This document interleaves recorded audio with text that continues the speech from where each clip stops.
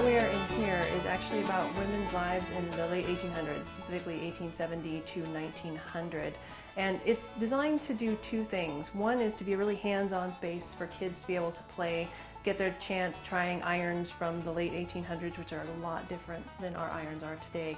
They're going to be able to practice washing. There's no automated washing machine where you put your stuff in and put the soap in and go watch TV. It's all, you know, up and down, wring it, dry it, hang it up, bring the water in from outside, heat it up on the humongous stove behind us, which you also had to get the wood for, and also had to go bring in more wood and clean out the ash from the last time you used it. So it took all day. It was called Blue Monday. Most people did their laundry on Mondays, and women universally in their letters and their diaries hated it. You always did this with two irons because you would use one of them, you heat them both on the stove until they got hot on one of these, which is an iron stand.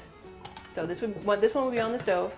This one will just come off its stand, and you would iron and iron and iron until it got cool, and then you go over to the stove, you pick up your hot one, you put this one down to get hot again, and you go back and you iron some more. This is a laundry agitator. I don't know if you have ever looked in a laundry machine, a washing machine, when it's going, like if you open the lid and try to dump something in there. It's got that piece in the center, if it's a top-loading one, that agitates like this, and it's automatic, right?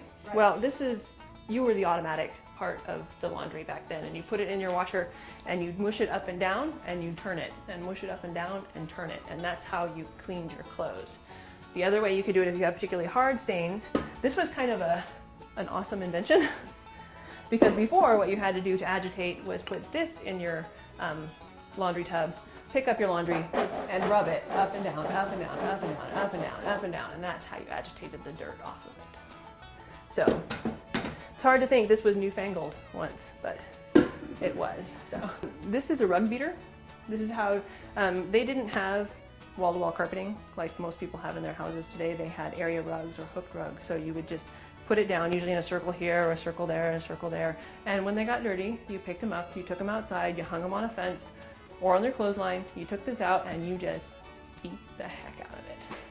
That's what that was for. And a lot of women will know what this is because the design hasn't changed much. This is a curling iron for your hair. And you take it and you would come over and you would heat it on the stove until it got hot. That's why they have wooden handles.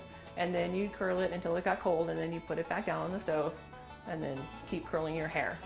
And they did a lot of hair curling, surprisingly, in the day. And this is its counterpart, which isn't opening anymore. Ah, wrong way. This is a crimper. So if you wanted waves in your hair, you just put it in after it was heated, hold it shut, take it out. You know how long it would take you to do your hair? If you had to use these today, it'd be a long, long time. So, and when you look at the work they had to do at home just to do the things that we do so simply today, you know, there were no wash and wear fabrics back then. If you didn't want wrinkles in your clothes, they had to be ironed.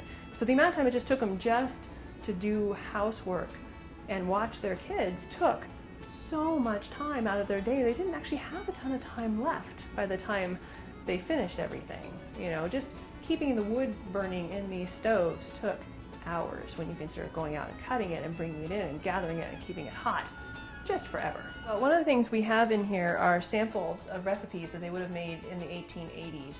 And so you can take these with you, and they are just sitting right here, so take them or not when you come visit. But what I like best about these recipes, if you look through them, nowhere on here does it tell you the temperature that your stove needs to be or how long you need to cook it for, because they didn't have temperature gauges on their stoves. You just knew when it was hot enough, and women of that time period, and girls too, got to a point where they knew exactly, oh, the stove's ready, it's time to put it in, and then you just kind of wait until you think it might be done, and then you go check it, and if it's done, it's done, and if it's not, you keep cooking it a little bit longer. So these you can take with you. Try them at home. You're going to have to figure out your own, you know, times and temperatures though. So this room in here we call the children's room, and it again is set into the 1870s to the 1890s. And what were kids doing then? You know, we all know what our kids are doing today, but what would their lives have been like back then? And they were actually very different, though they also did some very similar things. They played games, they had fun, they had friends, they went and visited, but they also did a lot of work. I mean, a lot of work that we don't necessarily think about. This area I'm standing in right here, there's 4 different children who are highlighted in here with things related to their lives and what their lives would have been like. This one behind me is Garfield Hays, and he was a student at the Chemawa Indian School in Salem.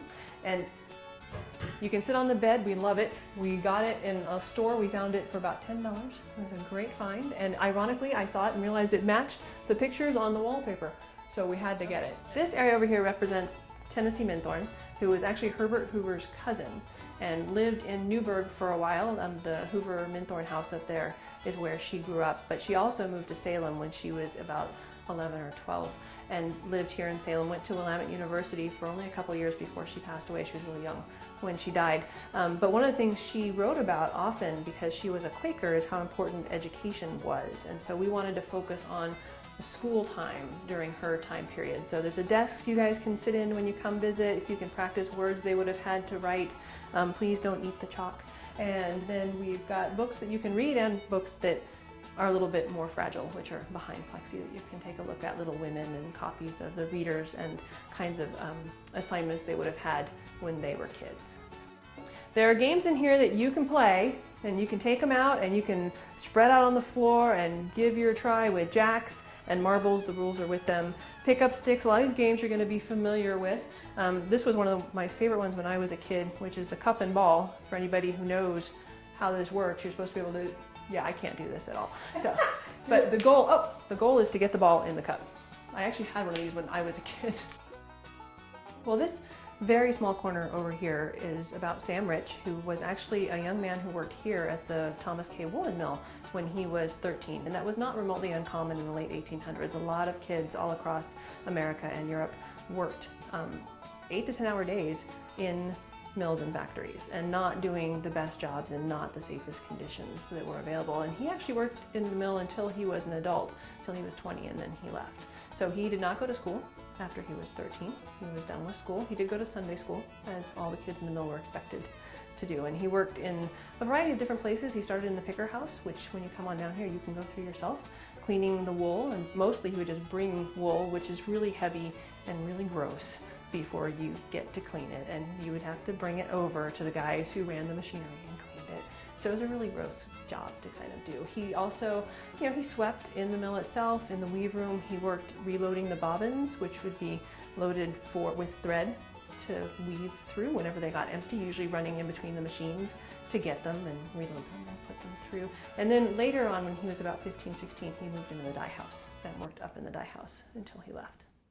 The other area in the parsonage that we have just installed is an exhibit on the Kalapuya people, who were the first people in the Willamette Valley, the first people of Salem, as well as the Confederate tribes of Grand Ronde, because the Kalapuya story morphs into the story of Grand Ronde after the reservation periods.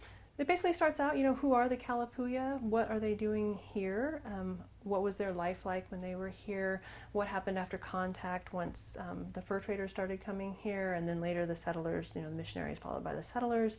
The reservation movement, what was it like for them to basically lose their land and their homeland and be put onto reservations here out at Grand Ronde, and then the 8 other reservations throughout the state. It goes from there and then talks about their movement to be restored as a tribe, and they were restored 30 years ago this year in 1983. And so that story kind of ends in this gallery. This is just one of those activities, where kids can try their guessing skills on which animal fur matches which animal. And there's pictures of the animals on here. And, if you get frustrated, there are numbers on each animal, and they're actually on the back, so you can cheat if you want. So, but your goal is to look at the animal and see which fur you think matches it. River otter, no, I think this is a mink. So then I'm gonna cheat. Yes, I'm right. Excellent.